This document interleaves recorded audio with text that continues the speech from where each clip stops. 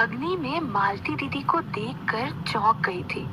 वो यही सोच रही थी कि आखिर मालती दीदी वहाँ हो कैसे सकती हैं, क्योंकि हवेली में सबने तो यही कहा था कि सरपंच जी की छोटी बहन मालती दीदी ने बिरादरी के बाहर के लड़के से भाग के शादी कर ली थी और हमेशा हमेशा के लिए इस गांव से चली गई थी।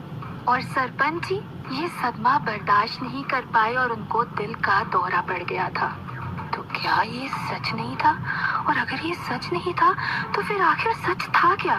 चंद्रकला ख्यालों से बाहर आई और फिर से अग्नि की तरफ देखने लगी, पर अब उसे कुछ साफ साफ नहीं दिख रहा था, बस हल्का हल्का धुंधला सा दिख रहा था, जिसमें उसने देखा कि मालती किसी के सामने हाथ जोड़कर रो रही थी, मानो अपनी जान की भीख मांग रही हो, पर उसकी किसी ने एक ना सुनी। तभी चंद्रकला ये देखकर दंग रह जाती है कि दो हाथ मालती की तरफ बढ़ रहे थे और मालती का गला घोटने लगे। मालती बहुत तड़प रही थी और उसके हलक से आवाज तक नहीं निकल रही थी। खुद को छुड़ाने के लिए अपना हाथ पांव पटक रही थी, पर सामने वाले पे उसका कोई जोर नहीं चला और देखते ही देखते धीरे धीरे मालती के हाथ पैर हिलना बंद हो गए थे। ये सब देखकर चंद्रकला की भी सांसें थम गई थी। वो समझ गई कि इसीलिए दरवाजे के पीछे की आत्मा कुछ बोल नहीं पा रही थी, क्योंकि उसे गला घोंट कर मारा गया था। सब कुछ धुंधला धुंधला दिख रहा था, इसीलिए ये नहीं समझ आ रहा था कि आखिर गला घोंटने वाला था कौन। लेकिन किसी ने भी मालती दीदी को क्यों मारा? मालती की तो कभी किसी से कोई दुश्मनी नहीं थी, बल्कि हवेली में सबसे मीठा बोलने वाली और पूरे गांव वालों से प्यार करने वाली मालती ही थी। जो काम सरपंच जी गुस्से में और अपनी लाठी के दम पर नहीं करवा पाते थे, वो काम अपनी मीठी बोली से करवा लेती थी। और सरपंच जी की तो जान थी मालती। एक पल के लिए भी मालती को खुद से अलग नहीं होने देते थे। 100 से ज्यादा तो मालती के लिए लड़के देख चुके थे, पर कोई ऐसा लड़का मिला ही नहीं जो मालती को सरपंच जी से ज्यादा प्यार दे सके। सब लोग तो ये कहने लगे थे कि सरपंच जी मालती के लिए इसीलिए लड़का पसंद नहीं कर रहे क्योंकि सरपंच जी मालती को अपने से दूर भेजना ही नहीं चाहते हैं। आखिरकार सरपंच जी ने भी अपनी शर्त रखी थी कि जो भी लड़का मालती से शादी करेगा उसे घर जवाई बनना पड़ेगा। ऐसी थी मालती, तभी तो मरने के बाद भी किसी से बदला नहीं लेना चाहती है, बस वहाँ से मुक्त होना चाहती है। तो ऐसी लड़की को कोई भला क्यों ही मारेगा? लेकिन प्रतिष्ठित यज्ञ की अग्नि कभी झूठ नहीं बोलती, तो ये तो सिद्ध हो चुका था कि मालती को मारा जरूर गया है। लेकिन चंद्रकला के मन में सवाल ये था कि कब? सरपंच जी की मौत के पहले, क्योंकि सरपंच जी की मौत के बाद तो मालती को कभी किसी ने नहीं देखा था। इसका मतलब तो यही हुआ कि मालती की मौत सरपंच जी की मौत से पहले हुई थी। अगर ऐसा है तो सरपंच जी की मौत को 12 साल और कुछ दिन ऊपर हो चुके थे। फिर तो मालती की मौत को भी लगभग इतना ही समय हुआ होगा। जैसे ही चंद्रकला ने ये हिसाब लगाया, चंद्रकला को टीले वाले बाबा की बात याद आ गई कि अगर किसी आत्मा को 12 साल और 12 दिन तक आजाद नहीं किया गया तो उसकी अच्छी शक्तियां भी बुरी शक्तियों में तब्दील हो जाती हैं और फिर वो विकराल रूप धारण कर लेती हैं और उसे काबू में करना लगभग असंभव हो जाता है। इसका मतलब चंद्रकला के पास अब ज्यादा समय नहीं था। उसे जो भी करना था जल्दी करना था। चंद्रकला ये सोच ही रही थी कि हवन कुंड की अग्नि एक झटके में बुझ गई और चंद्रकला ने देखा कि सामने नीति भी नहीं थी। चंद्रकला की नजरें नीति को खोजने लगी। नीति, नीति, कहाँ हो तुम? पर नीति आसपास कहीं नहीं थी। वो समझ गई कि नीति अब उसे घर पर ही मिलेगी। वो उठ खड़ी हुई और अपना सामान लपेटा और घर की तरफ दौड़ी। शमशान से बाहर निकली तो देखा कि हवन कुंड की अग्नि की तरह बारिश भी एक ही झटके में थम चुकी थी। पर जब तक घर नहीं पहुंची तब तक चंद्रकला के कदम थमे नहीं थे। वो दौड़ते दौड़ते घर पहुंची और देखा कि नीति ठीक वैसे ही सोई हुई थी जैसे वो उसे सुला कर गई थी। वो नीति के पास गई और उसे कस के गले से लगा लिया और उसकी आंखों से टप टप आंसू बहने लगे। वो भगवान से शिकायत कर रही थी कि आखिर इस नन्ही सी जान से ये सब क्यों करवा रहे हैं वो। नीति के अंदर बुरी शक्तियां भी थी, इस बात ने चंद्रकला को झंझोर के रख दिया था। तब तब आंसू बहने लगे। वो भगवान से शिकायत कर रही थी कि आखिर इस नन्ही सी जान से ये सब क्यों करवा रहे हैं वो। नीति के अंदर बुरी शक्तियां भी थी, इस बात ने चंद्रकला को झंझोर के रख दिया था। अगर गांव वालों को नीति की बुरी शक्तियों के बारे में पता चला तो वो क्या सलूक करेंगे उसके और नीति के साथ। क्योंकि अच्छी शक्तियों को तो गांव वाले फिर भी स्वीकार कर लेते, पर बुरी शक्तियां ये तो कोई भी स्वीकार नहीं करेगा। क्या उसे और नीति को इस गांव से निकाल दिया जाएगा। और उससे भी बुरा तो तब होगा अगर अंगुना जैसी बुरी शक्तियों को नीति के बारे में पता चल गया। क्योंकि बुरी शक्तियां अपनी जैसी शक्तियों को इंसानों के बीच नहीं रहने देती हैं। वो उसे तुरंत अपने साथ अपने दुनिया में ले जाती हैं। तो क्या उसका और नीति का अलग हो जाना निश्चित था। नहीं नहीं, वो ऐसा कभी नहीं होने देगी, चाहे इसके लिए उसे पूरी दुनिया से ही क्यों ना लड़ना पड़े। वो नीति को खुद से अलग कभी नहीं होने देगी। पर कम से कम चंद्रकला को इस बात की तसल्ली थी कि नीति को इन सब के बारे में कुछ नहीं पता था। प्रीतेष्टि यज्ञ में भी वो नहीं बल्कि उसकी आत्मा पहुंची थी। उसके लिए तो मानो ये सब कुछ हुआ ही नहीं था। उसने धीरे से नीति को वापस वहीं पर सुला दिया। घना अंधेरा था, सवेरा होने में अभी भी समय था, इसीलिए चंद्रकला ने सुबह होने का इंतजार करना ही बेहतर समझा और खुद भी नीति के बगल में सो गई। वो सोई जरूर थी, पर उसके मन में हजारों सवाल चल रहे थे। ना जाने हवेली की चार दीवारी में कितने रहस्य दफन थे, पर इन सवालों के जवाब देगा कौन।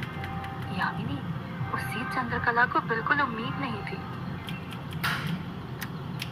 सूरज की पहली किरण के साथ चंद्रकला हवेली पहुंच गई। हवेली पहुंचकर देखा कि हवेली के चारों तरफ शांति पसरी हुई थी। शायद मालती का गुस्सा कुछ शांत हो गया था। जैसे ही चंद्रकला हवेली के अंदर जाने लगी, दरवाजे पे खड़े शंभू ने उसे रोक दिया। तुम अंदर नहीं जा सकती चंद्रकला। शंभू ने चंद्रकला को रोकते हुए कहा। अंदर नहीं जा सकती मतलब? चंद्रकला ने आश्चर्य से पूछा। मतलब यही कि मालकिन ने तुम्हें अंदर ना जाने के लिए कहा है। शंभू की ये बातें सुनकर चंद्रकला को अब यामिनी पर शक होने लगा था कि कहीं इन सबके पीछे वही तो नहीं है। पर चाहे कुछ भी हो जाए, चंद्रकला का अंदर जाना बहुत जरूरी था। देखो शंभू, हमारा अंदर जाना बहुत जरूरी है। अंदर जो कमरे में कैद आत्मा है, उसे अगर नहीं आजाद किया गया तो अनर्थ हो जाएगा। चंद्रकला ने शंभू को समझाते हुए कहा, पर शंभू ने एक ना सुनी। चंद्रकला समझ नहीं पा रही थी कि वो करे तो करे क्या। देखो शंभू, माधव को मरे हुए अभी तक 13 दिन नहीं हुए हैं और 13 दिन तक रुदाली को घर के अंदर जाने से खुद ब्रह्मा भी नहीं रोक सकते। मेरे रास्ते से हट जाओ और मुझे अंदर जाने दो। चंद्रकला के इस गुस्से का भी शंभू पर कोई असर नहीं हुआ। कुछ देर सोचने के बाद चंद्रकला फिर शंभू के पास गई और शंभू को पास बुलाकर धीरे से उसके कान में कहा, मालकिन से कहो कि चंद्रकला को मालती के बारे में बात करनी है। जबकि सीधी उंगली से ना निकला तो चंद्रकला को उंगली टेढ़ी करनी पड़ी। इतने सालों बाद मालती का नाम सुनकर शंभू भी चौंक गया। वो इतना तो समझ ही गया कि अगर चंद्रकला ने मालती का जिक्र किया है तो कुछ न कुछ बहुत जरूरी ही होगा, और अगर बात जरूरी हुई और यामिनी तक बात ना पहुंची तो हो सकता है उसे नौकरी से हाथ धोना पड़ जाए। शंभू ने कुछ सोचा और चंद्रकला से कहा, तुम यहीं रुको, मैं मालकिन को कह के आता हूँ। चंद्रकला को वहीं पर खड़ा करके शंभू अंदर चला गया। अंदर जाकर जब शंभू ने यामिनी को चंद्रकला का समाचार दिया और जैसे ही यामिनी ने मालती का नाम सुना, वो पसीना पसीना हो गई। ना जाने कौन सा डर उसे सताने लगा था। उसने शंभू को तुरंत चंद्रकला को अंदर भेजने को कहा। शंभू बाहर गया और चंद्रकला को अंदर जाने के लिए कहा। जैसे ही चंद्रकला ने दहलीज पे पैर रखा, दरवाजे से और दरवाजे के पीछे से वैसी ही आवाजें आने लगी, और इन आवाजों में गुस्सा नहीं था, बस गुहार थी। शायद मालती भी समझ गई थी कि अगर उसे कोई आजाद कर सकता है तो वो है चंद्रकला। चंद्रकला ने बस एक नजर दरवाजे की तरफ देखा और यामिनी के कमरे में चली गई। यामिनी पहले से ही गुस्से में इधर से उधर कमरे के अंदर चक्कर लगा रही थी। जैसे ही उसने चंद्रकला को कमरे के अंदर आते देखा, कमरे के दरवाजे की तरफ गई। चंद्रकला के अंदर आते ही दरवाजा बंद कर दिया। इससे पहले कि चंद्रकला कुछ बोले, सामने से यामिनी ने ही बोलना शुरू कर दिया। क्या चाहती हो तुम? हमें अकेला क्यों नहीं छोड़ देती? मेरे पति को तो छीन ही लिया है, और किस किस की जान लोगी? यामिनी ने एक ही सांस में सब कह दिया। उसने कहा तो ये सब गुस्से में था, पर उसके चेहरे पर गुस्सा कम और डर ज्यादा दिख रहा था। मालकिन, मैं जान लेना नहीं, जान बचाना चाहती हूँ, पर आप ही है कि इस काम में बाधा डाल रही हैं। अगर आप मुझे अंदर जाने दो तो मैं अभी मालती दीदी को मुक्त कर दूंगी और सब ठीक हो जाएगा। चंद्रकला के समझाने में एक विनती भी छुपी थी कि कम से कम अब तो मुझे अंदर जाने दो। लेकिन चंद्रकला के मुंह से मालती का नाम सुनते ही यामिनी चौंक गई, जैसे उसे अपने कानों पर विश्वास नहीं हुआ। मालती को आजाद कर दोगी? ये कैसी बेहुदा बातें कर रही हो? यामिनी ने बड़े ही आश्चर्य से कहा। हाँ मालकिन, उस कमरे के अंदर मालती दीदी हैं और शायद आप ये बात जानती भी हैं। चंद्रकला की ये सब बातें सुनकर यामिनी को विश्वास नहीं हुआ। चंद्रकला, तुम पागल हो गई हो। मालती को इस गांव से गए हुए 12 साल हो चुके हैं और ये सब जानते हैं। यामिनी ने ये बहुत विश्वास के साथ कहा था, पर चंद्रकला को इस पे बिल्कुल भी विश्वास नहीं हुआ। सब वही जानते हैं जो हवेली वालों ने गांव वालों से कहा था, पर असल में सच्चाई क्या है मालकिन, मैं वो जानने आई हूँ। चंद्रकला ने अपनी बात को और ठोस रखते हुए कहा। सच्चाई ये है कि तुम्हारा दिमाग ठिकाने पर नहीं है और तुम कुछ भी मनगढ़ंत कहानियां बना रही हो। मालती को तो मरे हुए 12 साल हो चुके हैं। यामिनी चंद्रकला की बात को नकार रही थी, पर जल्दी जल्दी में उसके मुंह से सच बाहर निकल गया। क्या क्या कहा आपने? चंद्रकला ने तुरंत पूछा। क्या क्या कहा? यामिनी की जबान लड़खड़ाने लगी। आपने अभी कहा कि मालती को मरे हुए 12 साल हो चुके हैं। चंद्रकला ने यामिनी की तरफ शक भरी नजरों से देखते हुए कहा। नहीं, मैंने कहा कि मालती को गांव से गए हुए 12 साल हो चुके हैं। यामिनी तुरंत अपनी बात से मुकर गई।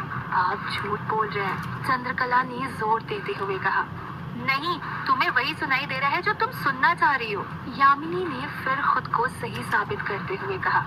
देखो मालकिन, मैं जानती हूँ कि मालती दीदी मर चुकी है और वो मरी नहीं थी, उन्हें मारा गया है, गला घोंट कर। इसीलिए कमरे के अंदर जो है उसकी आवाज नहीं निकलती है। चंद्रकला की ये बातें सुनकर यामिनी पसीने से तरबतर हो चुकी थी। धड़कनें बढ़ चुकी थी। उसकी हालत बता रही थी कि वो झूठ बोल रही है, पर फिर भी वो मानने को तैयार नहीं थी। मालकिन, मेरी बात ध्यान से सुनिए। अगर मालती दीदी को उस कमरे से 12 साल 12 दिन के पहले आजाद नहीं किया गया तो अनर्थ हो जाएगा। हमारी कोई ताकत उसे रोक नहीं पाएगी। हवेली में कोई भी जिंदा नहीं बचेगा। इसलिए मैं आपसे हाथ जोड़कर विनती करती हूँ